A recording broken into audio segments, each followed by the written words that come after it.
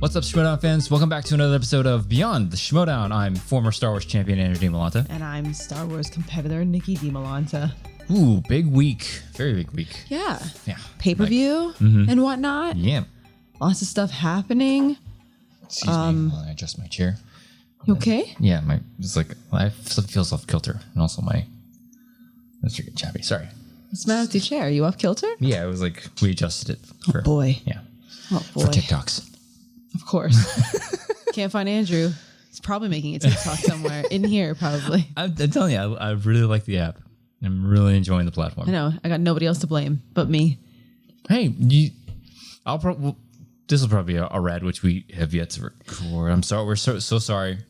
I know. This week we will record a rad. We'll probably talk about my obsession with TikTok. We had something else this past week that just derailed everything. Yeah. So we'll talk about that later. So this week. Yes, this week we will be recording a rad. Yes. Probably about TikTok because I'm really enjoying the platform, making new friends and everything. It's awesome. Making new Star Wars friends. Maybe we'll meet them at Celebration. Maybe, hopefully. Wouldn't that be fun? There's a couple that I'm surprised. Okay, we'll get into it later. Sorry. We'll get into it in rad. Anyways. I mean, we should just do it because I don't feel like there was anything that happened outside of the matches Don't think so, that no. I'm aware of. So, let's just Jump right into the first match. do it. Okay. Oh, well, our first match is a Star Wars semifinal. Oh, yeah, that's right. You want to do this first? You want to do this last? Yeah, let's call an audible because we always talk about the Star Wars match. We have more to our input. It more matters with the division that we compete in. We'll call an inaudible, and we'll move on to a teams match. Ooh. We've got the Untouchables of the Usual Suspects, which is of course the Boston Badass Paige Forbetti and the Godfather Drew McWeeny. Haven't seen him in a minute. Versus Danger Zone of the Dungeon, which is of course. Ben the Boss Bateman and Dangerous Dan Murrell. Speaking of Ben the Boss Bateman, our friend is going to be having some pretty major, if you haven't heard about it, he's going to be having some pretty major back surgery, if I'm not mistaken. Yeah, got moved up from today is Monday. Yeah. So, and he's got a GoFundMe and To help, yeah. he had to cancel tour dates. He's going to have some pretty nasty hospital bills, I'm assuming. We were planning on seeing them when they came out to Orlando. Yeah, but I mean, obviously, if he can't stand, this takes a bit of precedence. Though, but so health comes first, man. Take care of you first. So hoping that everything goes well, the surgery goes well, recovery. hoping a swift, fast recovery. I'm sure it's never an easy thing to recover from. Yeah. But hopefully it goes well and he's back on his feet. Literally, as soon as possible. Yeah, that was he can't even walk on his own. Something about he can't, stand up or can't walk right now. It's wow. So I'm glad that his surgery got moved up, but hoping everything goes well. Visit his GoFundMe, help him out because our healthcare system is its own issue. So help him out with those bills. If you don't get it from an employer, then it's expensive. Yeah. So anyways, on to the match. Round 1. Paige missed a question about John Williams composing stuff. Oh, because he composed Home Alone. That was a dead giveaway. I mean, that was the only one that I knew. Out of the 2 or 3 other movies they gave, I was like, I know he did Home Alone. So that's all I knew. She also missed something about Jim Caviezel. Drew missed a question about Rami Malek, Dakota Johnson. And then Ben and Drew missed a question about Friday the 13th. Yeah, because they mixed it up with another one. That's right. Something else in the franchise, I think. Another year? Yeah. I think that. They got their wires crossed and they both thought of the same movie. It's no. Oops. Dan got a perfect round 1, however. And he got the bonus. So with that, it's 11-16 in favor of Danger Zone. Just doing Dan things. I did take a note that there was a question about Old School where they were talking about 2 characters with their nicknames. And it was because somebody's nickname was Beanie. Somebody's nickname was the Godfather. I don't know if there was a third one. I think there was a third one. Tank. Frank the Tank or whatever. Yeah. And was it Guy? It was Guy and Brad. Brad were on the desk. I was like, which one of those nicknames would you like? And Brad picked Beanie. I mean, alliteration. Brad Beanie, whatever. Beanie he Gilmore. said, Brad Beanie Gilmore. I mean, it flows nicely. I guess. Brad the Tank Gilmore. No. I know, but Beanie was the one that's Really? But I guess if you're going for alliteration, I understand. 11-16 in favor of Danger Zone. All I know is I'm not picking Beanie. That's all I know. Round 2. The Untouchables go. They spin Emily Blunt, and they get a perfect round 2. Oof. Recovering from that first round. Recovering very well from that first round.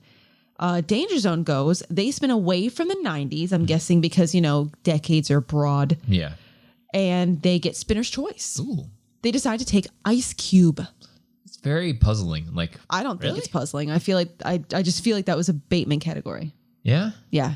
Huh. I don't know. I just feel like I feel like Ben put that on the wheel. I don't know if that's how they do teams, is like one player picks a slice and the other player picks a slice. I don't know. But if I had to guess, I guess Ben put that one on the wheel. They got a perfect round 2. I'm going to go ahead and assume that they put that one on the wheel. Yeah. So at the end of round 2, a wash, more or less. Yeah. Oh, sorry. Always in forever, the microphone. 23-28 in favor of Danger Zone. I like your nails, by the way. They look very nice. Thank you. I have to take it off soon. It's been on a little too long. Gotta switch it up, baby. Round 3. Thank you, though. Me too. Round 3. 2-pointer for the Untouchables. Thrillers. Paige. How fitting, because it's Halloween almost. Oh, yeah. Thrillers. Paige takes it. Anthony Perkins plays which character in the 1960 film Psycho? Norman Bates himself. Creepy McCreeperson. She got it. 3-pointer for the Untouchables. Classics, obviously. Drew's going to take it. Who played a young Susan Walker in the 1947 Christmas classic Miracle on 34th Street? Natalie Wood. Got it. 2-pointer for Danger Zone. Will Smith. Ben decides to take it. Agent J must travel back to 1969 to stop somebody from murdering Agent K in what Men in Black film? I think he does the classic Ben Bateman here. You think so? I think so. Did you do like a repeat or whatever? No, he just took all the time in the world. Yeah. So I took a wild guess because I feel like it's always the third installment of a movie that they either go back in time or go into the future, or they go somewhere in Asia. I don't know why. Like, I don't know why. Yeah, there's another discussion we can have. There's another discussion we haven't read. Another discussion. Apparently, I snort when I laugh now. It's a new development. I don't know how it happened with TikTok, I guess. I don't know. Lord help me. I don't know why. But yeah, it always feels like in the third installment, it's like, oh, let's go back in time, or let's go to Japan, or something. Rush Hour 3 went to Japan? Something like that. Fast and Furious. That's I don't know if that's a third. It's not the third installment, it's like the but fourth. It's definitely like not the second. Anything after the second installment, it's like, hey. Well, Shanghai Nights went to China in the second, and that was the only other sequel it had. It just seems to be a common theme. Yeah. I wish I knew more about movies so I could cite more examples, but I just feel like it's a thing. Oh, Ninja Turtles 3. They go back in time and go to time? Turtles. They go back in time to Japan. There you go. I feel like I just won. Boom. Argument one on Ninja Turtles. Perfect. My favorite. It was Men in Black 3. He got it. 5-pointer for the Untouchables. Disaster films. Richard Armitage stars as a tornado chaser in what 2010's disaster film? They went back and forth. They used a couple of JTEs. There was Geostorm, blah, blah, blah. Anyways, it was Into the Storm, and they did miss it. Wow. So with that, 28-30 in favor of Danger Zone, thus eliminating the Untouchables from the team's tournament and moving on to the semifinals. Yeah, that's how it is. It's only 8 teams, 8 slots. Yeah. So yeah. I mean, it was just a rough day for the Untouchables. It was, and that 5-pointer. I mean, disaster is a wonky category. Like you can have some that are really memorable, like Volcano, Twister, Sharknado. Yeah, their movies are very memorable, but some are decent, more decent than others, and then there are other ones that are like, that was a movie. I've never heard of Into the Storm, but then again, I'm not the best person to ask. You know what I mean? So. Because it could be Sharknado or it could be Twister. Sharknado's a movie, right? Yes. Terrible movie. Yeah, I don't think it came out theatrically though, so I don't think it counts for the Schmoedown. But there are still movies like that where it's like, really. I mean, there's a hurricane movie where I can't remember the name of it. Twister. Twister's about tornadoes. Potato. Am I right? But yeah, it was just, McQueenie missed 4 in the first. Something like that. Just 3 or 4. couldn't. Yeah, I mean they had fantastic round 2. Oh yeah. And I do want to point out, like, you can tell they were a new team because they couldn't decide who was going to say final answer. That was kind of cute. Yeah, so it's like you can tell they're a new team just trying to find their way. But like either way, that second round was very impressive. It's just that first round that sunk them. Yeah, and then they just get a 5 that was tough. Yeah. So it's not. It wasn't a matter of they just absolutely tanked. Yeah. Like they didn't tank. Yeah. It was just a matter of. I mean, this is McQueenie's first season back after a pretty decent break. Yeah. And right. Yeah. And who knows? I don't know. I don't know if McQueenie is. I don't know if he studies. Mm. I don't know. I know Paige does. I don't know if I don't know McQueenie like. I mean, there's study sessions, of course, with the faction, but McQueenie's always so busy, from what I hear, that he seems like a busy dude. You've told me you called out of a couple of them because it's like, yeah, I got work. Yeah, So, well, haven't we all? Yeah. But yeah, so I don't know. I don't know if it's ring rust. I don't know if it was just a bad day because those happen to everybody too. Mm-hmm.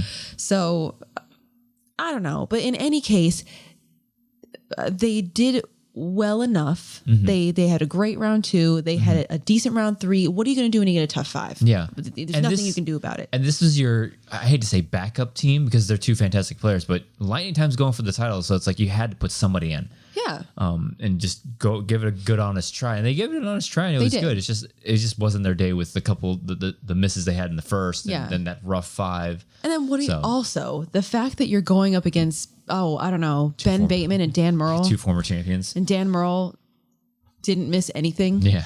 So, I mean, granted, they only had to answer 2. But, I mean, Dan got a perfect round 1. They got a perfect round 2 together. They only had to answer their 2. Yeah. Like, they were really close to a TKO, basically. Yeah. Yeah, if Dan is on or Ben is on or both of them are both on the entire match, that's a terrifying team. So they move on to, I think they see the winner of... I'm prepared. I'm prepared because I have the bracket. Hold on, everybody. I got it right here. Okay, there's the bracket. So Danger Zone moves on to face... They face the Press Room. Yeah, we know that, right? Yes.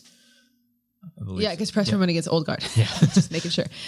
We don't know outcomes of matches. No. So Danger Zone.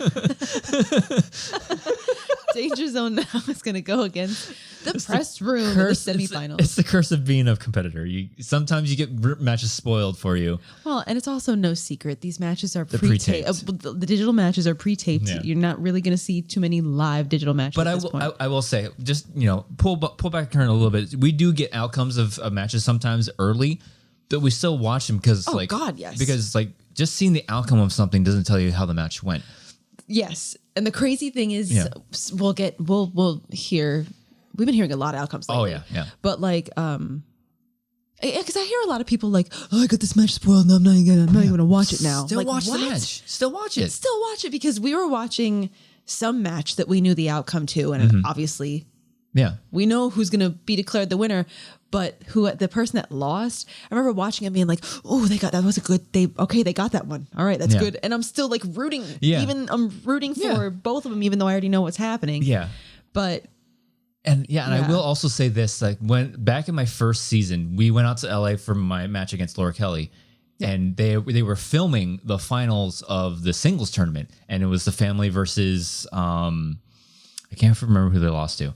But we knew that these 2 teams were in the finals. Like all great, and they weren't at that time the ones that have aired were really early in the tournament, and so when we came back and they're airing them, and then that infamous switch with against Duraldi, who challenged an answer and lost in the match. Not Duraldi, Ashity. Ashity, and we're like, wait a minute, what? I thought they were in the finals. What happened?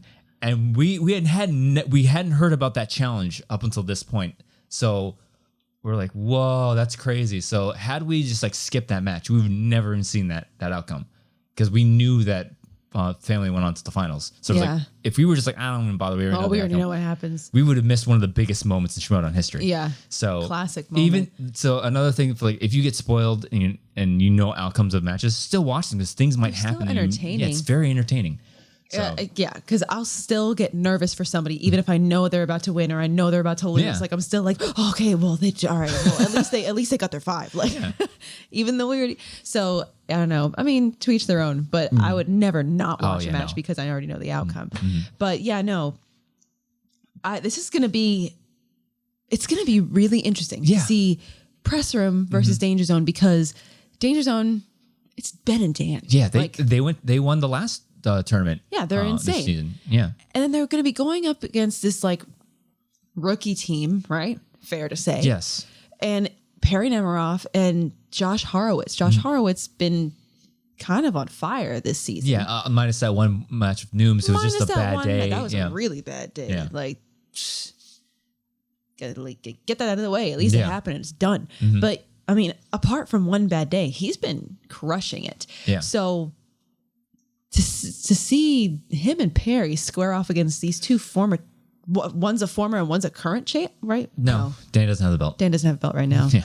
What did I think he had? I thought he had a singles belt. Marisol has a singles belt. It's freaking Dan Marisol. You think he has something. I always assume Dan has a belt. Like, I don't know. The teams of the singles.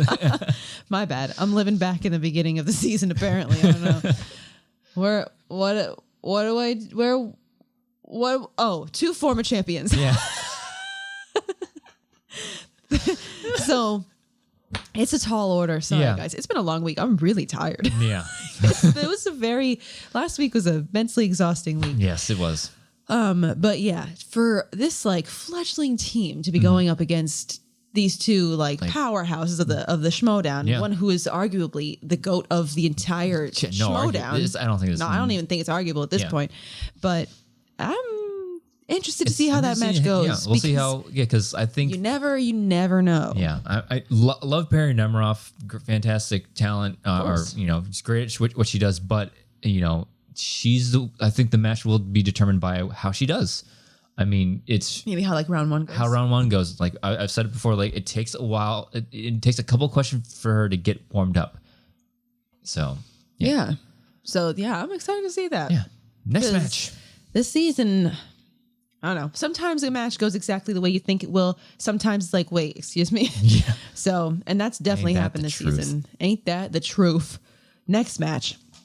We have a singles match. We've got Diamond David Del Rio of the Dungeon versus James Jet White of Corruption. Del Rio dropped and picked up. Yeah. Dropped by the Den, picked up by the Dungeon. Yeah, went from Den to Dun. I still want to know what happened with that drop. Like, me too. It's like, if you didn't think he was going to play. Yeah.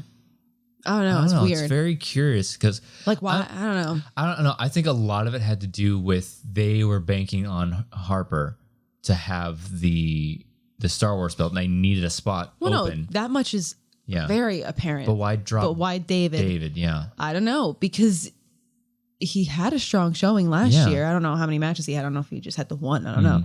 But it's. I mean, like we've said before, hindsight's always 20/20. Yeah. He's like, I mean, no pun intended, a diamond in the rough. Yeah. Like, he's one of those competitors that it gets easily overlooked. Yeah, he gets easily overlooked because you don't see him quite as often. But dude's got game. Yeah, like, we'll see how it goes for him. Yeah. Round one, Del Rio missed a question about escape room. A question about Rocky, and then something about Animal House. So, yeah, that's not good. James missed a question about Vin Diesel. Family. 5-7 in favor of James. Yeah. Vin only Diesel. 2-point lead. It's too fast, too furious in my family. Round 2. Del Rio goes first. He spins dramas. He goes to multiple choice twice and he gets them both. James goes. He spins opponent's choice. Ugh. He gets given Reese Witherspoon. He goes to multiple choice one time. It was missed, but it was not stolen. So it's actually kind of a wash. Yeah. Because it's still a 2-point game. 11-13 in favor of James. Round 3. 2-pointer for David. Comedies. Who plays Brody Bruce? An unemployed, lazy, comic book obsessed slacker in Mallrats. A lot of negative adjectives in that. Yeah, that's what they said in the back. Like, wow, that's a pretty judgy question. Yeah, seriously. Jason Lee got it. 2-pointer for James. Thrillers. Jason Statham goes against a prehistoric creature in the Mariana Trench in what 2018 film from director John Turtletop? The Meg. What a name. The Meg. Yes, he got it. And I was like, what the fuck is a Meg? It's a and giant then shark. You told me it was a megalodon? Yeah, like something like that. Yeah. Stupid name. Stupid. It is one of, I haven't seen it, but from what I can tell, it's one of those like disaster, like giant monster, almost disaster type of movies. Not corny, but kinda. Yeah, I mean, I haven't seen it, but I saw the trailers for it. I'm like, I know exactly what type of movie this is, and I'm not going to go see it. Yeah, it's like a Sharknado kind of thing. Not totally, but it's like one of those, it's like, really? Like, this ain't winning any Oscars. Yeah, exactly. I'll tell you that much for free. Yeah. I want to go see a giant shark. That's the type of movie you want to go see. So, yeah. And what a stupid name for a movie. Meg. The Meg. Yeah. It sounds like, I don't know. I hear the Meg and it makes me think that's like something a baseball player would call themselves. Another thing that I had a problem with, it's like, I don't know why. It was like, oh, the Meg, giant shark, and Jason Statham's supposed to play this like brilliant scientist apparently, or something like that. I was like, really? Who? Statham? It's like Statham's playing a scientist? Transporter is playing a scientist? I mean, you know. Seen weirder things probably. I don't know. But also I get it. So 3-pointer for Del Rio, 2000s. Who stars as Brad B-Rad Gluckman, a rich white wannabe rapper in the 2003 comedy Malibu's Most Wanted? Jamie Kennedy. Got it. Never saw it, but I for some reason knew that answer because I was like, I remember those commercials. I remember it looked terrible. 3-pointer for James. Musicals. Who plays Raoul de Chagny? Chagny. Christine's childhood sweetheart, who she gets engaged to in 2004's The Phantom of the Opera. Oh, yes. I don't know what it is about this guy's name, but we can never think of this guy's name. Yeah. We had to actually pause this match and go, we're getting there. We're going to do this. He's in Watchmen. He's in Aquaman. What's his name? Yeah. It's like, cannot think of this dude's name. Yeah. And I was like, I think it's like Patrick something. Yeah. I don't know. I feel like it took me like 30 minutes to kind of get his name. And also, side note, I remember we talked about this while we were watching the match. We were obsessed with the soundtrack. I love the soundtrack. So good. Love the Phantom of the Opera. Well, I like the theatrical soundtrack, like as opposed to like the play. Yes. Yeah. This movie's soundtrack. Movie soundtrack. Yeah. Love it. Yeah. Amy Rawson she got some pipes on her. She do. She's good. Patrick Wilson does too. That's his name. Patrick Wilson. However, same thing seemed to happen to James. He missed it. Couldn't I don't know why. Just couldn't pull the name it. Yeah. Just falls out of your head. Very memorable face. I can recognize the actor. Yeah, I could see him in my brain. Just can't remember, just like I can never remember the guy that plays Harvey Dent. Oh no. See? No. Exactly. Aaron Eckhart. Yes. Put me in IG. No, please. Don't. That'd be embarrassing. Yeah. What would be more embarrassing? Me and IG or me and singles? Me and singles. Singles. Oh, it'd be IG. You might be able to pull a couple of MCU movies here and there. If I got lucky. There's some IG matches where I get a handful of points. Horcrux. And there's some IG matches where I get a handful of points. There's some where I get zip. Nothing. It depends on the day for me. Depends. Like, there are some days where like, man, get me in the division. I want to go. And then the next one, it's like, I got nothing. I mean, if I've never seen any Lord of the Rings movie. I've never seen any Harry Potter movie. I've never there's Marvel movies that I still haven't seen. Like, I want to rewatch the Infinity Saga. I can't even keep straight. If you told me like the name of a Hulk movie, I couldn't even tell you which actor was that Hulk. I mean, or Spider-Man. I can barely tell you the Spider-Man. And we've gone through this. Yeah. But like the Hulk and the Batman, can't tell you the Batman actors based on the movie title. We're getting one more one coming up soon with the Twilight boy. Yeah, Robert Pattinson. He looks intense in that. The trailer drops a couple last weekend. Didn't you say that his voice? He doesn't change his voice or something? No, that was George Clooney. Oh right. Yeah. No, Pattinson looks like intense in this movie. I am actually looking forward to seeing this movie. Okay. So. All right. Yeah. Well, I've never seen Twilight, so. I haven't either. I don't have much to go on. I accidentally saw scenes of it because Twilight, the first Twilight was one my mom was obsessed with and watched repeatedly. Nice. Yeah. Very nice. I've seen snippets of Twilight from people making fun of it. Yeah. But I've never watched it. How many? 2 of them? There's 2 or 3 of them? Who was it? One of our friends that actually liked Twilight, and one of our roommates actually went to see it in theaters. That we're still friends with? Yes. Really? Yes, I believe so. I don't want to say his name, but his. Yeah. Wow. Okay. I'm not. On the right we'll talk track. about it afterwards because I don't want to like say names. I'm not on the right track. The name that I would say, people would be like, "What?" Yeah.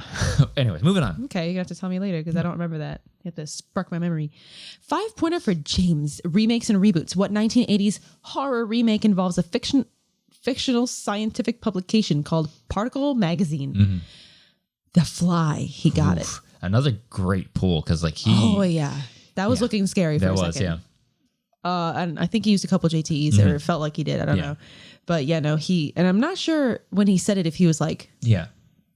Oh yeah, I know this one. If he was like, I think it's this, but yeah, no, that was fantastic pull, and that's not the first time he's done that either. No, he did it in last year's tournament too. Yeah, and I want to talk about this after we wrap up the match now. So 5-pointer for Del Rio, Quentin Tarantino. Tarantino directed the segment "The Man from Hollywood" in what anthology film? 4 Rooms. He got it with that 20-21 in favor of Diamond David Del Rio.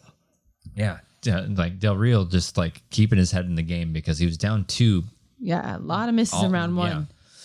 But so, keep your stick head with it. down. Like we said, like it's not over until somebody says, and you're a winner.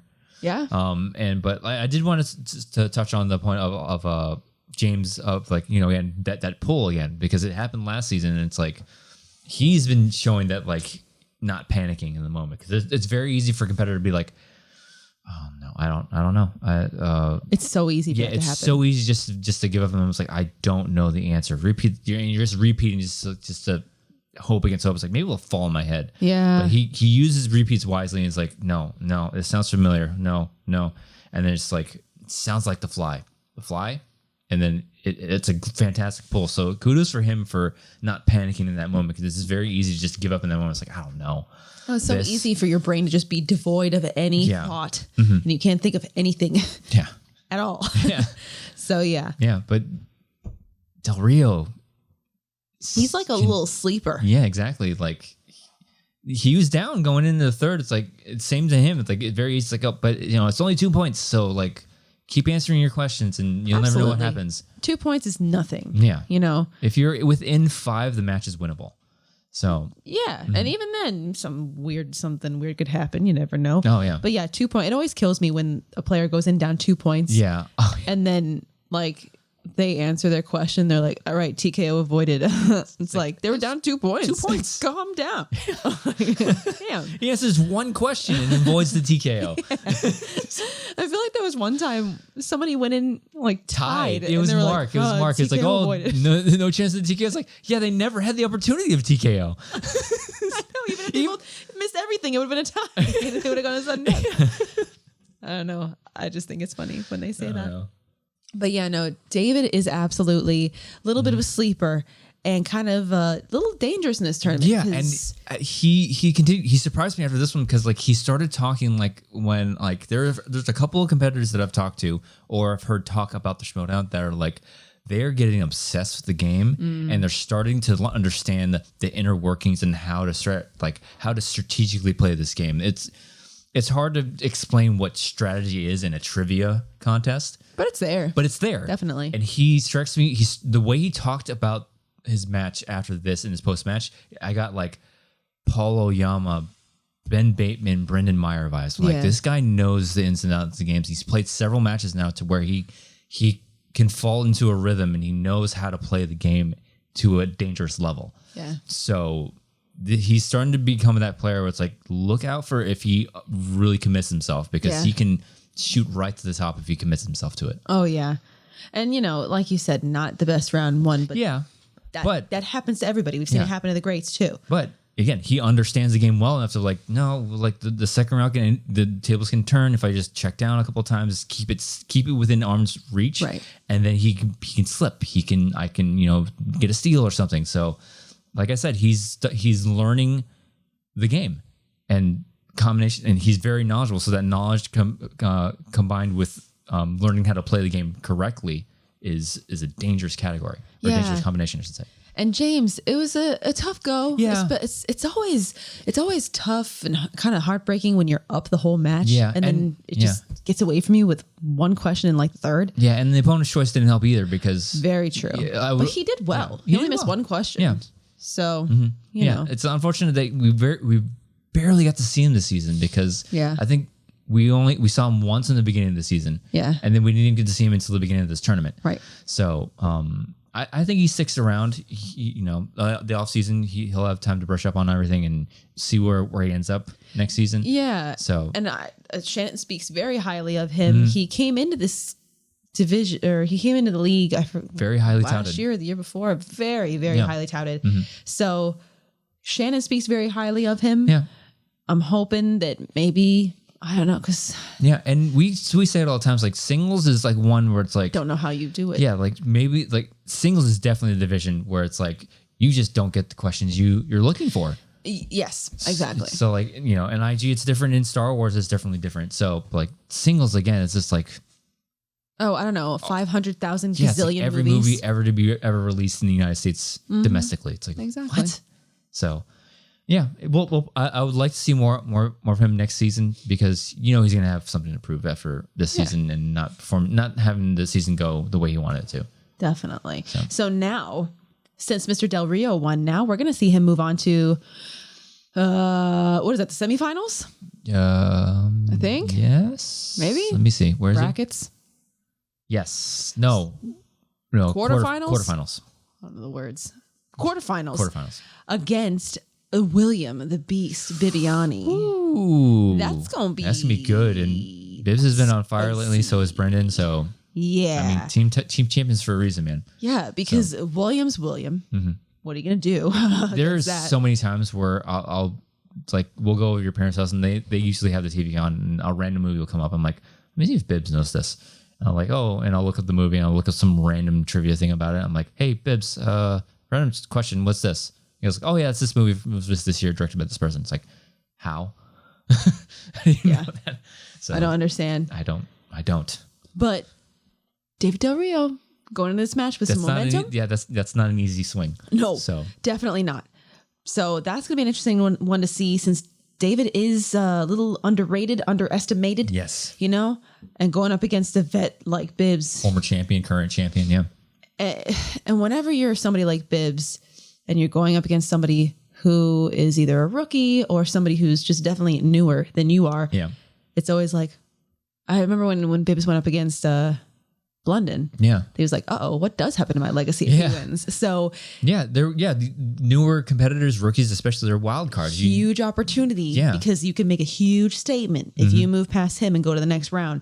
So, we'll big see. Opportunity. We'll see here. Okay. So we do have a pay-per-view. Oh, yeah, that's right. So we'll move into that. Why not? Yeah.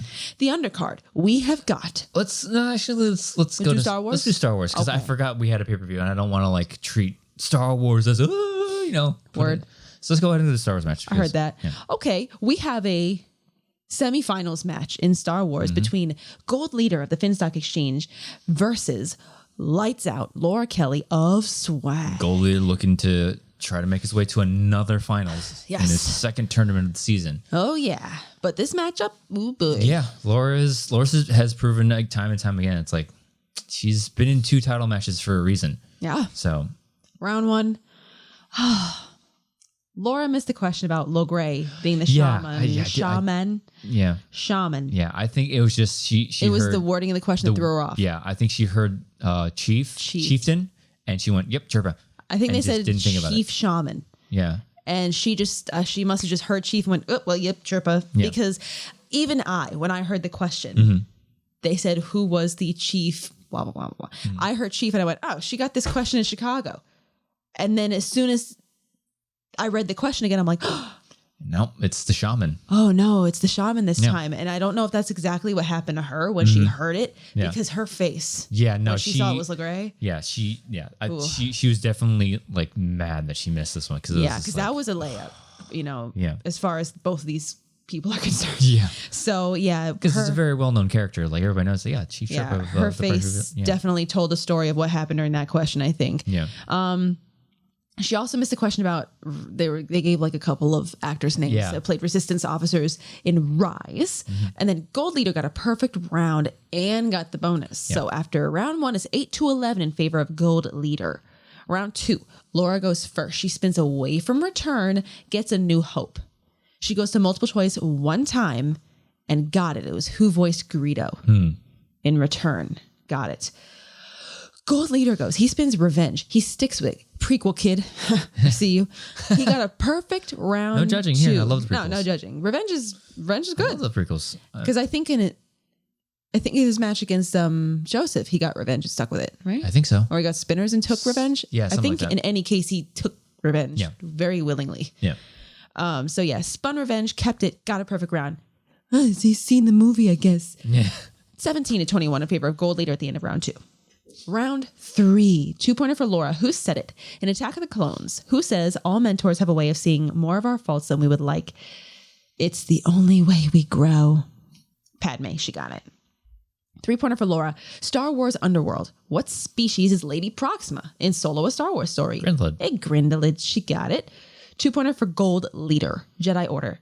Which prequel? Oh my goodness. What a question for a 2-pointer. Yeah. That's been curious in the Star Wars division, like 2s and 3s, in my opinion. Subjective. Subjective again, should be switched. It's like, that's my 2. Yeah. But I heard this question. Ansem Garvis is my 3-pointer? Yeah, that was a crazy 3. That was a really crazy 3. Yeah, that's a crazy 3-pointer. Yeah. And when he got this first 2, I was like, wow, okay, wow. Which prequel character's first words are... it didn't even tell you the movie. It just said Jedi Order. Which prequel character's first words are, did you call for assistance? And it was, of course, Madame Jocasta Nu herself. Got it. Jocasta Nu. She's kind of a little snippy. She's kind of rude. Short, like... Doesn't like, damn, calm down, lady. It's like, if it's not here, it doesn't exist. Get out of my library. Like, excuse me, I know what I'm looking for. Like, I'm a Jedi too, okay? Probably better one than you are. Word. Maybe we missed something. Yeah. Go talk to these kids. They'll tell you that somebody just erased it and we'll just accept it like it's word, nothing. yeah, let's go with that word? kid. Somebody erased it? Okay, got it. Anyways, it was Jocasta Nu. Got it. 5-pointer for Laura. Return of the Jedi. Where? Wait. No? No? No? No? What? Okay. Take a ride with me. Anyways, in Return of the Jedi, basically, I guess, in the Battle of Endor, when Lando tells all wings to report in, who is the third leader to do so? It was Green Leader. And what was heartbreaking about this was that she said Gray Leader, and Mark had her repeat it like 3 times. He wanted to be sure. He wanted to be sure she was saying Gray and not Green. And it was like, oh no. Yeah. In any case, it was Green Leader, and she did miss it. So with that, 22-23 in favor of Gold Leader, moving on to, again, another the finals of the Star Wars tournament. This guy's good, man. He's very good. Yeah. And Laura, this is just me observing. I think she was very thrown off by that LeGray miss. Because that was a rough one. You can see in her face, it's like, she was not happy about that. She was not happy about that miss because that was a completely gettable question. Yeah. You bet she knew LeGray was the shaman. For sure she knew LeGray was a shaman. So she just heard Chief, just like I did, and was like, oh, it's Chief. She got this one already. Yeah, and then also the check down on a difficult question in the second round. You can tell that she's just like, oh God, that one opportunity could have changed a couple things. Yeah. But it was, everybody has that day where it's just like, that one stupid miss or a couple of stupid misses here and there when you know you could have gotten those points. It's like, it's unfortunate. Yeah, because her 5-pointer was definitely a gettable one. It's just she just couldn't pull it. Yeah. It's unfortunate because I would have loved to see Laura get to the finals. And me too. But Gold Leader is just proving everybody that like he's in this division for a reason. Oh yeah. So, because he got a perfect round. He played perfect. 1, and he didn't go to he got a perfect round 2, and then only answered his 2-pointer. Yeah, he didn't miss a single question in this round. 100% accuracy, 100% PPE. Yeah. So what are you gonna do about that? Yeah, and when in Laura's case, when you're going up against that and you miss a couple in the first and you check down second and you missed your 5. Yeah. Not much you can do against that. Not too much you can do. It's kind of hard to gain ground. You just kind of hope they trip up on something. Yeah, it would have been interesting to see what would happen if Gold Leader would have had to answer his 3 and his 5. Yeah. Anything would have happened at that point. But unfortunately, just couldn't pull it out in the end. But yeah, it's unfortunate. Her season's over. She started off real strong against Molly.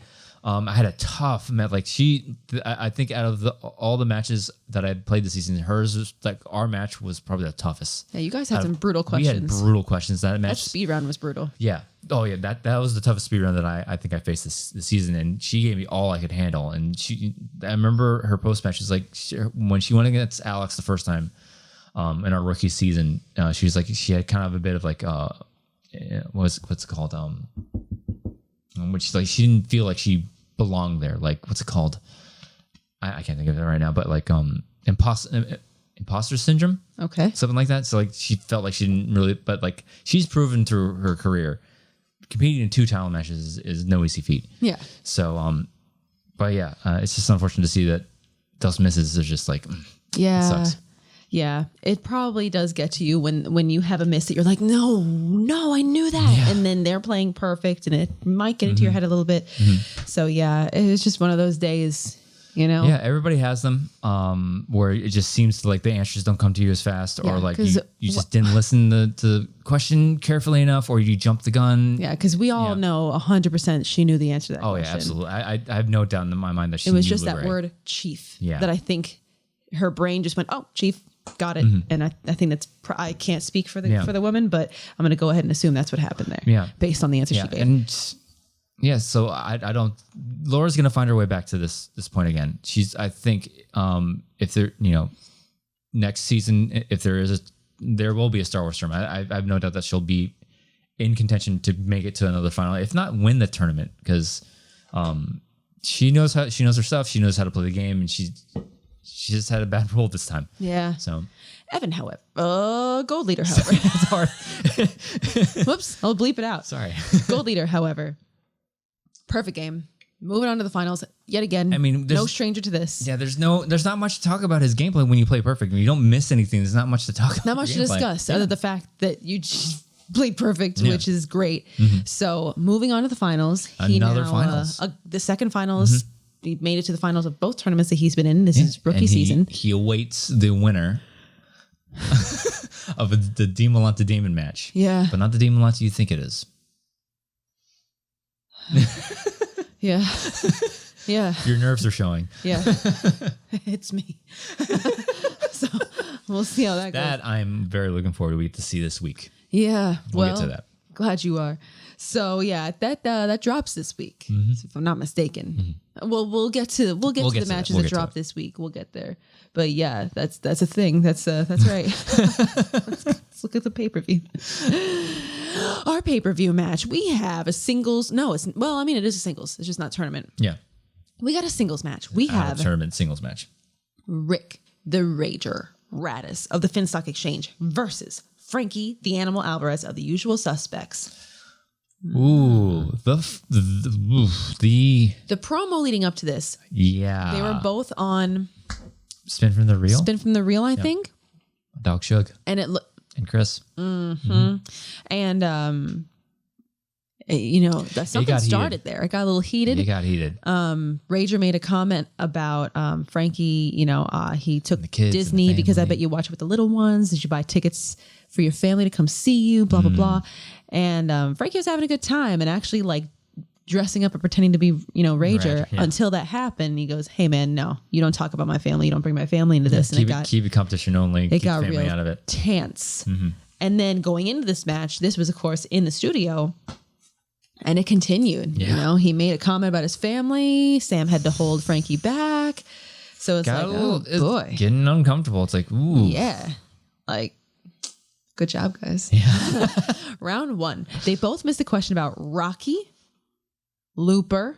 Frankie missed a question about Fear Street Part 2. I think by Part 2, 1978. I think he put the wrong year or something like that. And then a question about Samuel L. Jackson. Yeah. Radis missed a question about Anna Faris.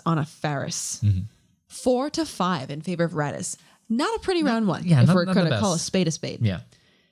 But it happened. 4-5 in favor of Radis. Round 2. Frankie spins Disney. Decides to stick with it. I don't know if that's when he made the comment about watching it with his little ones. Yeah.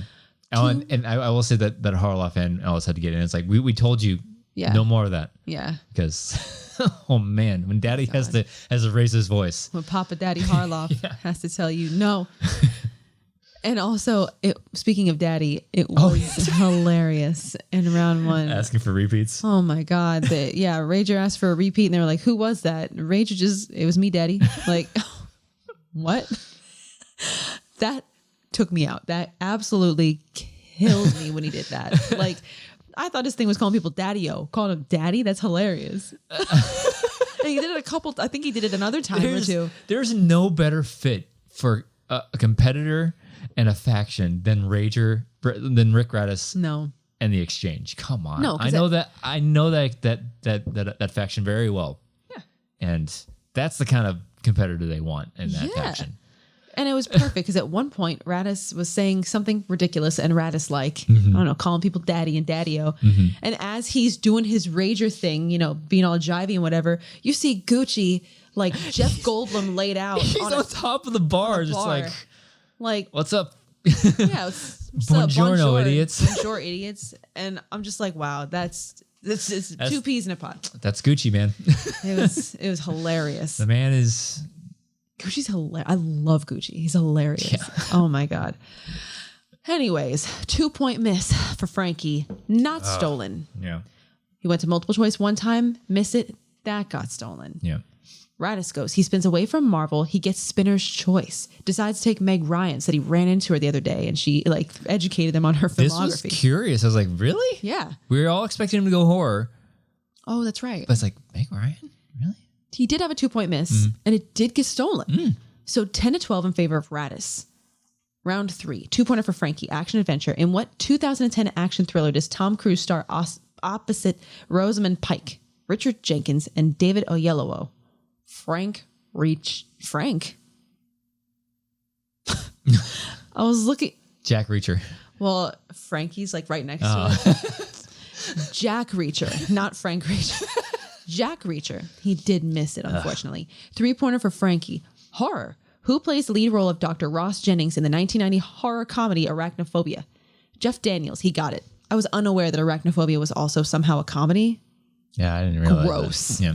No thanks. Did you know that I took our dear sweet daughter on a walk the other morning and one of our neighbors had Halloween decorations out and they have their cute little pumpkins and all that stuff. Oh, and that giant spider. And they have a huge spider web with this gigantic spider on it.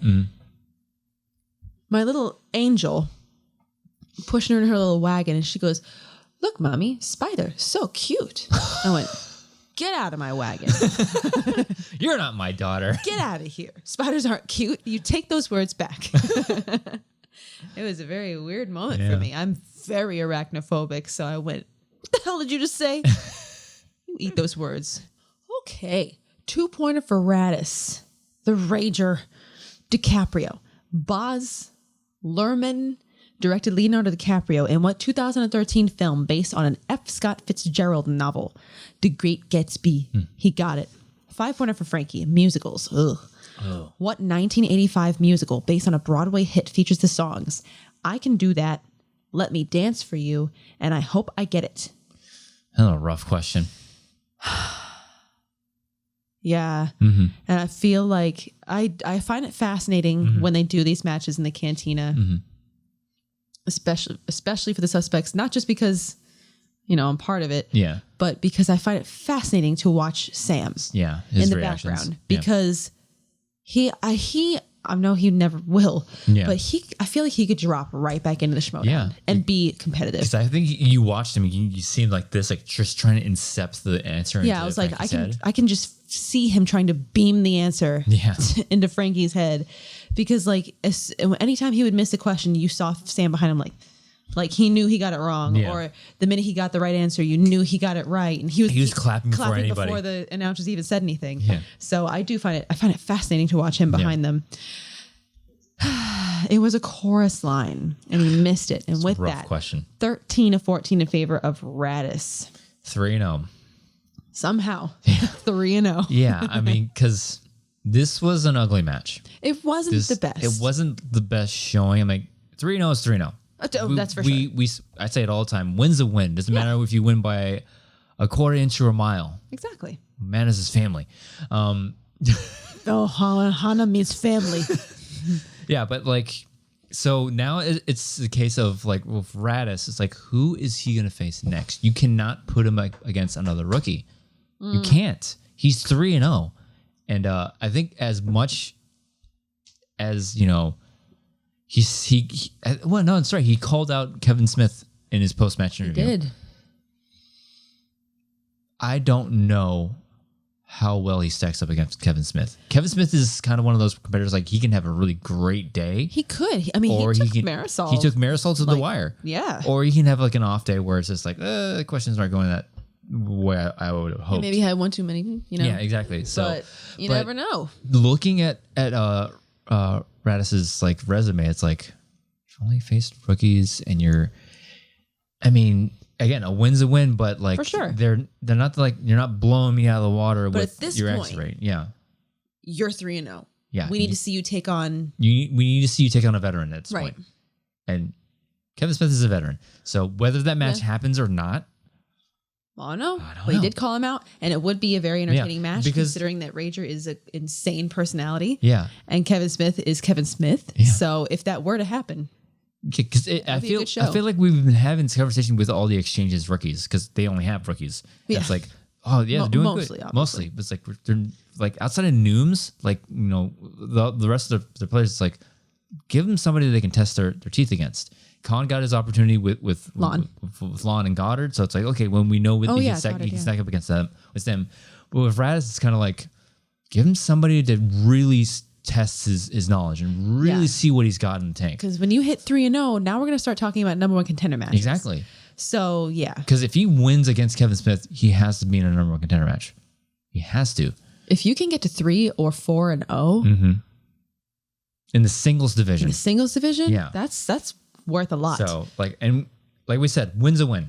Yeah, good for you. You're 3-0. Definitely. But we have to talk about Radis's character work. We have not seen a character like this. He's such ever. He's so unique. It's such a unique brand of character for the Schmoedown because we've seen the Andrew guys and the Kalinowskis are kind of like they're cut from the same cloth, but not really. They go about doing the same thing in different ways, just with their own style. You know, John Roca is definitely paved the way for that. Chandru is his own little category now too. Oh yeah, Radis has come out of the gate like. Where does this guy come from? Who is this guy? Daddy-O? What are you talking about? Love it. What? And like again, the point of the heel is for people to hate you. There's a part of me that's like the part of the fan Andrew that can't separate reality from the Schmoedown. It's like, go away. It's like, well, and also I don't know. There's some times where I can barely remember what happened in a match, depending on when it happened in the season, and you know. But I feel like before this match, he wasn't really like that much of a bad guy. Yeah, he was more just like a crazy eccentric personality. Yeah. But this match, it was he pushed the wrong buttons. He a bad guy. Yeah, he pushed all the wrong buttons. Yeah, and like the crowd was booing him, right? Yeah. So yeah, because I feel like before this, it was just this crazy eccentric character. Mm-hmm. And now it's like, I think he's an eccentric bad guy. Like he's a crazy Bond villain. Yeah. You know, a lot of it had to do with that beef that him and Frankie had, but seeing him in a live setting and seeing him do it like in front of a crowd, because it's easy to do it in front of your computer screen, like, hey, daddy, whatever. But to do it in front of a crowd that effectively, even if he loses his next 3 matches, he's gonna stick around in the Schmoedown because of what of a polarizing character he is. Oh yeah. Yeah, I think he's funny. I don't. That's what I'm saying. I feel like I shouldn't, but I do. Yeah. Like I think he's funny. I just think me, Daddy. I will never get over that. That was so funny. Yeah. Like I went back and I watched that a couple times. I'm like, wow, that was hilarious. What just happened? But yeah, what an odd character. He's even got his own music. Yeah. Like, and it's fitting music too. It's very fitting music. He's very jivey 70s disco daddy-o. Yeah. It all works and it's all funny to me. But yeah, we'll see what happens. If he called out Kevin, we'll see. I don't know, because Kevin Smith, he was kind of sour after his last match. He was. I don't know what's going to happen with him, you know, because I know he's pretty much said he has a settled score with Christian. Yeah. Well, Christian we have that storyline still going. Hey, listen, man, I'll give you this, you know, ridiculous rookie, maybe make you happy and something like sacrificial that. Lamb or something, whatever. Yeah. Who knows? Who knows? So we'll see what happens. And Frankie, it was a bad day. Bad day, rough day at the office. Sometimes it comes down to a bad day. Sometimes you never really know unless you talk to the player. Yeah, and we had this conversation off screen. It's like Frank is taller than I expected. When he came out with his mask on, I was like, dude's intimidating. Yeah. It's like, bro, if he gives off. Yeah. I mean, I assume he's from New York because he was wearing a Yankees hat. I don't know. Yeah. I also assume everybody in the Schmoedown is from LA. Yeah. So for all I know, he's in LA. If we meet all these people and they're all like 6 feet plus, it's like, come on, man. I'm like 5'6" on a good day. Rager didn't seem like he was super tall. Yeah, but like there's like so many people that we finally got to see in the live setting. Like Bancroft, Jacoby Bancroft, tall. Marisol is tall. It's like, get out. What are you guys eating? Yeah. What's in your water? Yeah. But yeah, no, Frankie came out and I was like, oh no. Dude. He looks like if you bumped into him in a subway, he'd be like, what? What's your problem? And I'd be like, can I help you? Please. I didn't mean it. It was a mistake. Hey bro, where's the Taco Bell at? What? Never mind. Yeah. He's I mean, I've talked to him a couple times and he's like such a nice guy. But in that moment he came out and he was in character and he was mask on, got his beef with Radis, had his mask on. I was like, dude looks like you don't want to mess with him. Yeah. But one of those days. Rough days. We'll see what happens in the next season. Because he's got great character work too. He's got he's got a great personality. He can cut promos. Oh, he can cut promos. If both of them can. If your record isn't reflective of what you can do, the one thing that will keep you in the Schmoedown and keep asking back for more matches, is the other side of it, character work, promo work. Frankie cut a promo like nobody's business. If you can cut a good promo and be a character like Radis, that will keep you in the league because we need them. Yeah. We need people like that. But both of these guys went into this match 2-0. Yeah. That's no easy feat. Yeah. So they're both doing well. It just so happened one of them had to lose. One of them was going to get that one on their record. A 2-1 record in your rookie season that moved to Schmoedown is fantastic. Yeah. I mean, it sucks in the moment because you're like, and it's basically his season's over. Do you want to know what my record was my rookie season? Oh, how could I forget what your record was in your rookie season? I only heard it every other minute of my life anytime I watched any kind of Schmoedown content. Can anybody tell me out there what Andrew's record was in his rookie season? Because I can't seem to remember. If you're above 500 in your rookie season, that's something to celebrate. Yeah. So don't look at this loss like, ugh, my season's over, or you might get a match outside of the tournament. Yeah. So when you're 2-1, so I'm not worried about Frank. We'll definitely see Frankie again. I have no doubt of that. He's gonna be just fine. Yeah.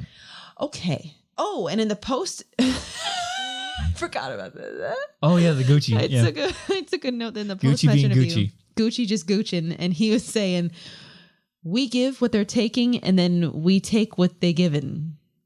You hear me, Daddy-O? What? I was like, and I feel like even he was like, "What did I just say?" He got halfway through the sentence, and he's like, this makes no sense, but just roll with your Gucci, man. He was wearing sunglasses, but I still feel like there was a flash of confusion that even went over his face. He was like, what? These words? What? What word salad did I just say? But that's what makes Gucci Gucci. I love him. There are very few people in life that you will meet like Gucci. I have met like the closest person that I've met that's close to Gucci is one of our friends. No, in the Schmoedown circle. In the Schmoedown, okay. is Kaiser. Those two together. I mean, hilarious. they have a YouTube channel together, so it's a fantastic combination. They're hilarious. Oh my god, there are very few people like those two guys. Gucci and Kaiser, and I know I've said this before, but these two men, I could sit and listen to them read a phone book to me, and I would laugh my butt off because somehow they'd make it funny. Yeah. Love the two of them. Yeah. But yeah, no, I had to take a note of that because I'm like, what? I like Jen's like, can you just wait till I get the microphone in front of your face, please? Got a job to do. Poor Jen Sturgis got to deal with that. Yeah, and Radis was, man, even in the post-match interview, he was telling her how lucky she was to be, talking to him. I'm like, wow. That's what I'm saying, man. This guy's good at what he does. We need characters like this in the Schmoedown. Because like it's so easy. I feel like 2 seasons ago, heels would come in and they would be carbon copies of everybody. We did go through that phase where it was like, okay. Jacket, sunglasses, black snippy jacket, attitude. Sunglasses, cross my arms. Too cool for school too attitude. Cool. All you are nerds and I'm the I'm cool better one. than yeah. It's like carbon copies of everyone, and luckily that class found their own footing, right. and they became their own characters in their own rights. And they gave way to people like Radis. Yeah. Here we are, Daddy-O. That's gonna be the title. Here we are, Daddy-O. It was me, Daddy. It was me, Daddy. That's the title right there. Can't get enough of it. So, what do we always say, kids? If there's an undercard, there's gotta logically be an overcard. Hashtag overcard. I love seeing that in comments. I think that's and hilarious. in the Facebook group. I love seeing it. Hilarious. I have seen people make mentions of like math, and I'm like, you're just proving my point that it's everywhere. Yes. Proving my point. Yes. I love seeing Beyond the Schmoedown I love in the Facebook group. It is hilarious. And the comments. It's so cool to see. It's pretty funny. So, in this overcard, it's an IG title match. Ooh, yeah, that's right. We've got Mike KO. No. I really thought I had it that time. No. He's a killer. Wow. You see how confident that was? Because I thought that I had it. I thought I said killer last Every time. We're going to put it like over here. Mike's nickname is Killer. On that poster, so I see it in my line. Yes, exactly. Eye line. The Empire Strikes Back. Mike the Killer Kalinowski. One day, ladies and gentlemen, one day, Mike the Killer Kalinowski of Corruption versus Amarú Moses. Oh, the silent assassin of the Usual Suspects. Spicy match. Because you got Rue over here. He's, rookie phenom, drafted second overall. Doing well, just like TKO'd Saul, who was looking scary in IG. So Rue's picking up some momentum. Yeah. But then you got Mike, who's coming off of the momentum of a defense. Yeah. So both of these guys coming in, their own type of momentum behind them. This felt like it was going to be, a knockdown drag out. Mm-hmm.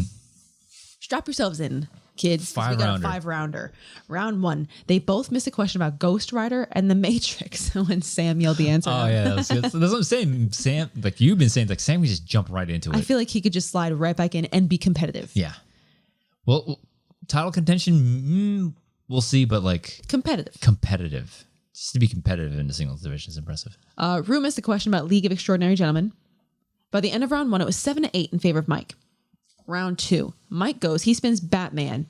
Does his usual Mike fanfare of I wish I spin away. There were a couple of times where I was like, Mike, just stop talking and answer the questions. But at the same time, I'm like, Mike, I love you, man. I love Mike. Love you, man. But cut the chatter, kid. Anyways, cut the chatter, Red 2. I don't know. I'm assuming Mr. DC himself took Batman. He goes to multiple choice one time and he got it right. And then he did a pretty rockin' Michael Caine impression. Oh, yeah. That was pretty good. That was good. Yeah. It was about how many generations lived in that Wayne's, manor. Yeah.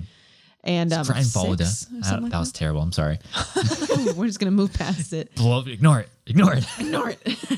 But he did a pretty good one. Rue goes, he spins away from apes and gets Middle Earth. Seemed to be happy about it. Yeah.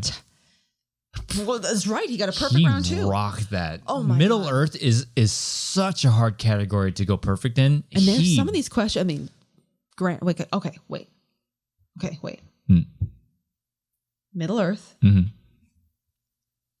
all of is Lord of the Rings. Yeah, Lord of the Rings and the Hobbit films. Okay, so Middle Earth is all of them together. Yes. Lord of the Rings, no hobbits. Yes.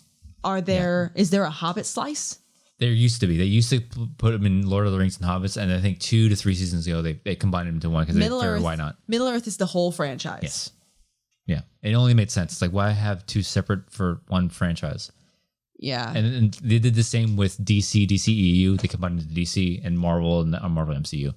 It makes sense. Yeah. So it only makes sense to do it. Yeah. Whenever somebody spun Marvel and MCU, I'm like, what's the difference? I don't get it. Yeah. It's all Marvel. Now I don't have to worry about it. Really, there's no difference anymore since Disney owns Fox now. So, yeah, all the rights go to them. In any case, I swear to God, the future's gonna be Disney and Google fighting for air. Probably. Yeah. Yeah. Selling us air. Yeah. We have to pay for air. Yeah. Air plus, oxygen plus. H2O. No. O2. Yeah. Might come down to it one day. Yeah. O2 plus. O2 plus. It might. You're just going to sell us like oxygen breathers. Yeah. Like, want to live, idiot? Yeah. Buy my subscription. The way that, no. I'll pass on pollution and global warming. You don't have to go all political. You have to. Oh yeah, you don't have to go all recycle people. Hippie on us over here. I mean, it's great. It's a good cause, Yeah. but not the right avenue for us right here. We're talking about Middle Earth. I mean, okay. Full disclosure, I've never seen a Middle Earth film. However, some of these questions seemed even to me. I was like, what? I love Lord of the Rings. It's in my top 3 to 4 trilogies out of all of film history. These were hard questions. There was like, whoa, what? And he took his time. Yeah. And when somebody takes too much time, I feel like it gets mistaken for, as long as you're not Ben Bateman. Yeah. Taking a lot of your time, people often mistake that for, they must not know it. Yeah. But it's like, no, I think he was just being careful here. With Middle Earth, you have to be. So he played it real careful, and it turned out really well because he would pull it out, right at the end. Mm-hmm. And it's like, wow, he crushed that round. The only time speed matters is in the speed round. Exactly. That's the only time it ever matters. Exactly. Quick answers do not equate better players. No, not at all. Sometimes it bites you in the butt. Sometimes it's a detriment to the player. Yeah. So with that, we're now tied up 17-17 at the end of round 2 because of that stellar Middle Earth round 2 for Rue.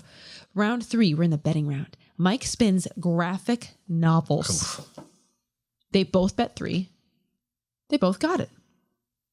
I didn't write down the score, but math is everywhere. So it's 20-20. Yeah.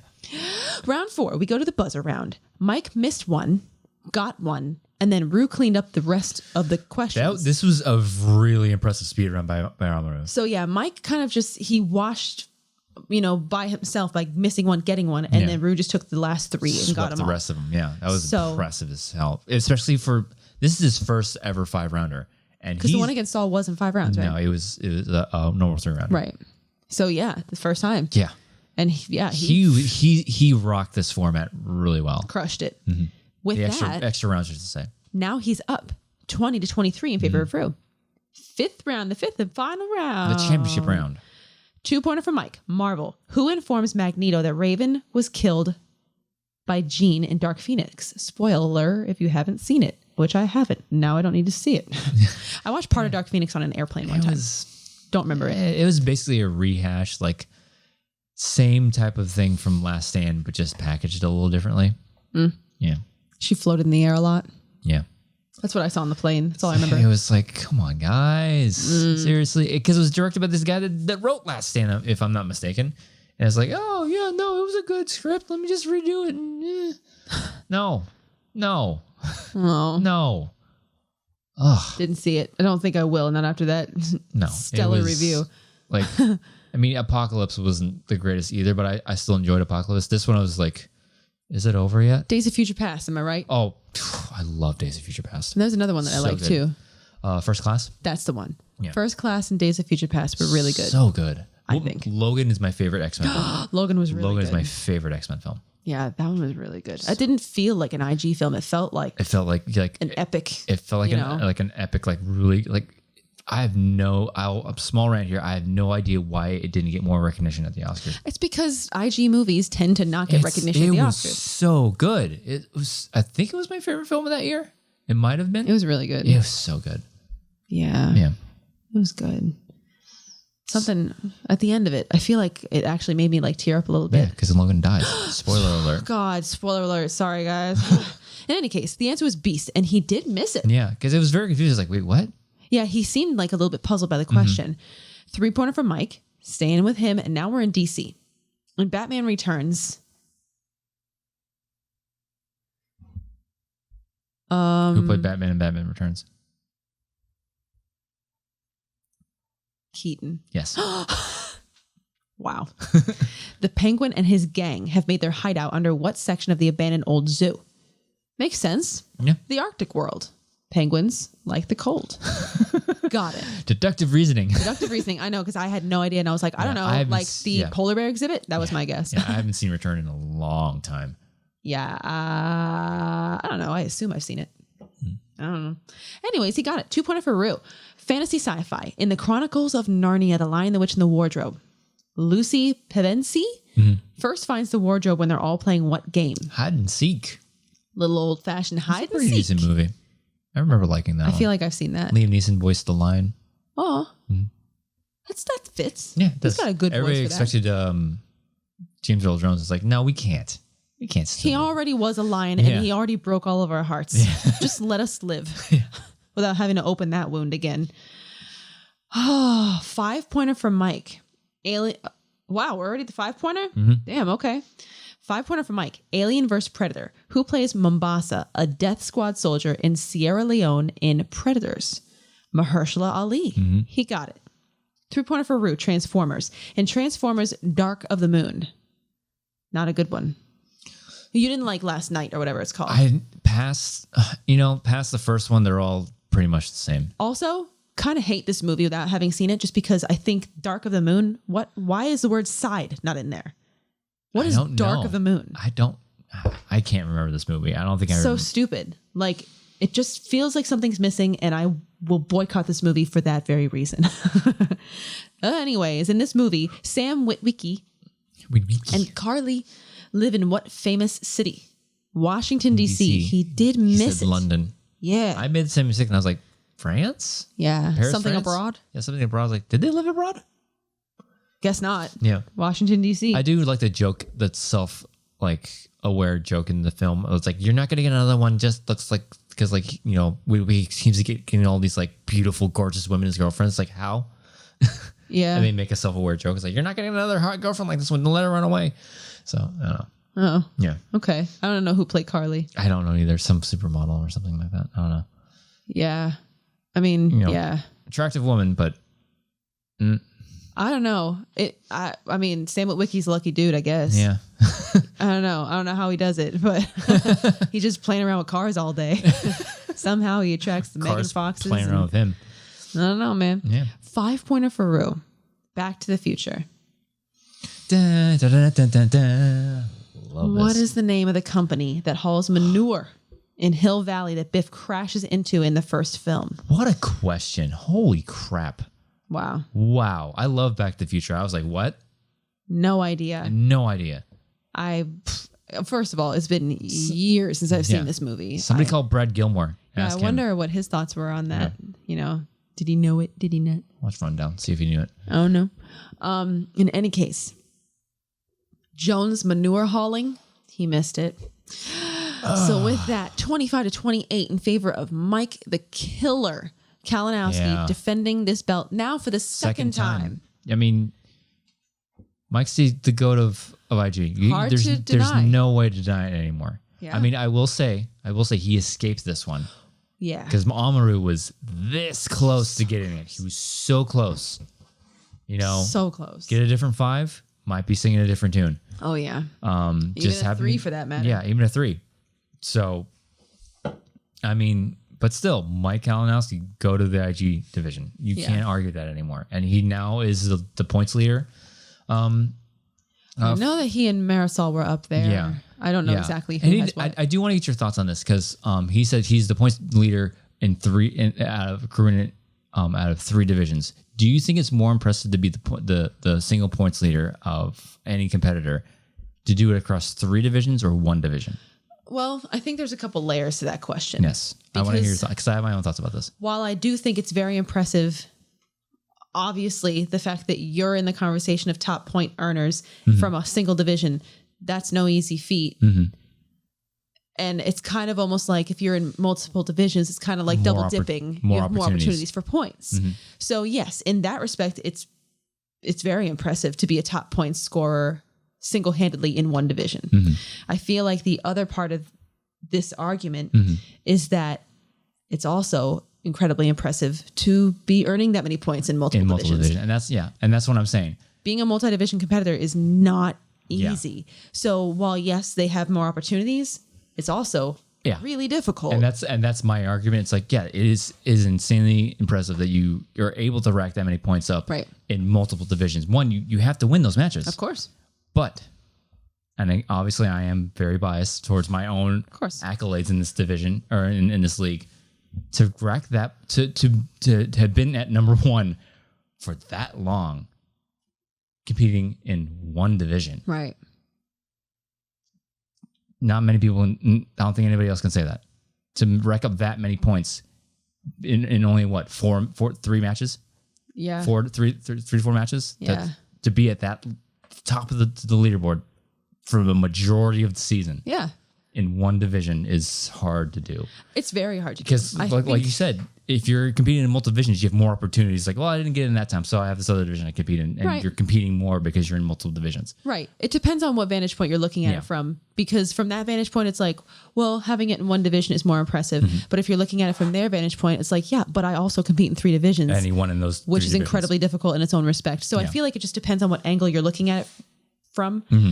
Because both in their own right are very impressive. Mm-hmm. So I think it depends on who you ask. You know, and again, I'm biased, obviously. Why wouldn't you be? Of course. But yeah, Mike's doing his thing. Yeah. He has anybody else defended twice? He's the first to defend the IG title twice. So there you go. He made history. Mm-hmm. And yeah, you can't deny it. Mike is he's the go to this division. Yeah. If you're going to have an IG Rushmore, he's going to be the first face you put on it. Yeah. And as far as Amarú goes, like, he's so close. It's almost a strong performance. It's almost more heartbreaking to lose in that fashion, to be like just one question away from that title. Yeah. And just when everybody's like, oh yeah, because he said it himself, like, people just seem to forget that he's there, and that he's a competitor. He's a legit threat for that title. Yeah, it just gives more merit to his name, the Silent Assassin. Yeah, because you don't know until he's like, about to get you in your face. Yeah, but he really impressed me in this match, because it's very hard to go into a 5-rounder, and especially in a live setting as a rookie, and not perform, because we've seen it happen a couple times to people. He played this like a vet, like he didn't blink in the betting round, and in the buzzer round he cleaned up. 3 out of 5 questions he cleaned. Yeah. So he'll find his way back to this position, and whoever is holding that belt at that time, you got to watch out, because he'll surprise you, and he'll snatch away from you when you're not looking. Yeah. And I'd like to think that if people were overlooking him before, how could you after this performance? Yeah. He came up a little bit short. Yeah. Because of a question. Yeah. Am I right? Manure. Dad jokes. I love dad jokes. But yeah, no, I mean, it's heartbreaking. It didn't go his way. However, it was a really strong performance, probably a career defining moment to be like, hey, I actually am here, and I actually am very good. He's very, he validated that number 2 pick for a reason. He made it all in his rookie season. He made it all the way to a title match against the greatest in the division. Yeah. So number 2 pick? Number 2 overall pick. Overall. Okay. First for the suspects. First for the suspects, but he's number 2 overall. Gotcha. Wanted to clarify. Yeah. But yeah, no, absolutely justified.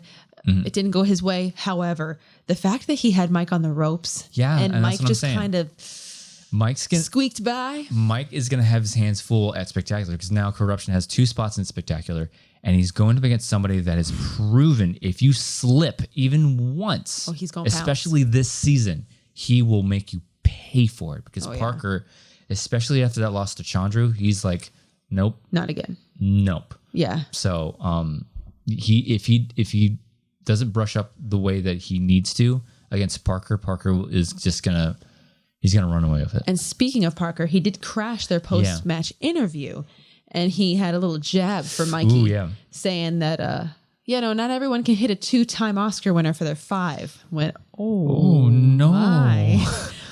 Oh no. Wow, he said it. Hey man, like we said, a win's a win. I do feel that Mike snuck away with this win, but you cannot deny what he's done he built up a lot like what Alex Damon did for the Star Wars division. He built the division to what it is right now. Oh, for sure. So, and he's still at the top, the very top, 2-time defending top. Yeah, 3-time champion, 2-time defending. Yeah, that's not easy, and a division that is competitive as the IG. Absolutely. Is.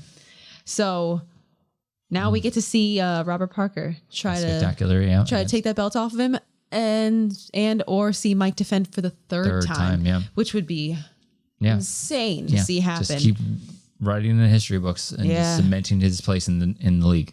So let's talk about what we got coming up this week. What do we got coming this week, my darling? Oh, that nervous exhale. What's coming up first? Wednesday, October 27th. It's a Star Wars semifinal between A. Damon and N. Dimalanta. What does N. Dimalanta stand for? Oh, God. Me. Oh, I have been looking forward to this. Ooh. Oh. I don't understand. If you... How are you feeling? I don't understand. Like... Never in my life did I think I'd be sitting across a desk, virtual or otherwise, from Alex Damon. Competing against him in Star Wars trivia? Yes. Yes, exactly. Star Wars trivia, no less. Like, what am I doing here? Yeah. Like, I'm preparing for this match. I'm looking at you. You're sitting on the couch watching not Star Wars. Meanwhile, scrolling through TikTok. Meanwhile, I'm like, Alex Damon. Like, wait a minute. What? Why is this backwards here? I'm supposed to be on TikTok. I'm supposed to be just chilling on the couch. So it's been it's weird. It's weird preparing for this match because it's just like, why am I what? Help is on the way, dear. Why am I here and what am I doing with my life? So scary. We get to see another Dimalanta Damon match. Scary. But it's a Dimalanta Damon won this time. Yes. Oh man. It's a different. It's a Dimalanta Damon. This time it's a 1 because it's a different Dimalanta. I do like the storylines that are being written here because now me and Alex have both faced each other's wives in the movie Schmoedown. That's true. It's so much fun. That's true. Now we just get to have you and Molly face. Yeah. Or teams. Or it'd be fun. That'd be fun too. Okay. Now that we've gotten past that. Thursday, October 28th, we have a teams tournament semifinal. We have Deception, which is, of course, Corruption's own Adam the Coyote Collins and Lady Justice Marisol McKee, the reigning singles champion of the world, versus King Arthur of the Finstock Exchange, which is, of course, King Khan and Downtown Griffith. Well, no.